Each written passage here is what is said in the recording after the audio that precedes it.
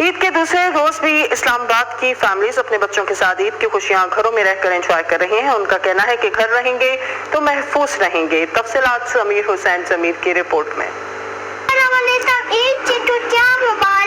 मुल्क भर की तरह वफाकी दारुल हुकूमत में भी ईद उल फितर के दूसरे दिन की खुशियां इस्लामाबाद के शहरी अपनी फैमिलीज के साथ सेलिब्रेट कर रहे हैं और कोरोना से बचाव पर अपनी फैमिलीज के साथ खुश भी हैं। जबकि लॉकडाउन और कोरोना की वजह से तमाम तफरीही मकामात और पार्क्स वगैरह हुकूमत ने बंद कर रखे हैं। इस्लामाबाद की फैमिलीज ने चैनल 5 से खुसूसी गुफ्तगू की।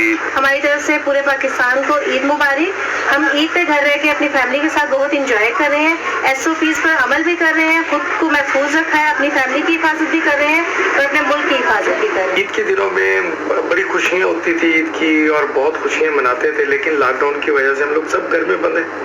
अब घर में बंद होने का एक फ़ायदा हुआ कि बच्चों के साथ टाइम बड़ा अच्छा गुजर रहा है, वरना तो सब आदमी हर आदमी मसरूफ़ बिजनेस में, बिजनेस वाला बिजनेस में, हम सहाफ़त में, अब अपनी सहाफ़त में मसरूफ़ होते थे। तो आजकल इसका फ़ायदा लॉकडाउन का ये हुआ कि हम लोग घर में हैं।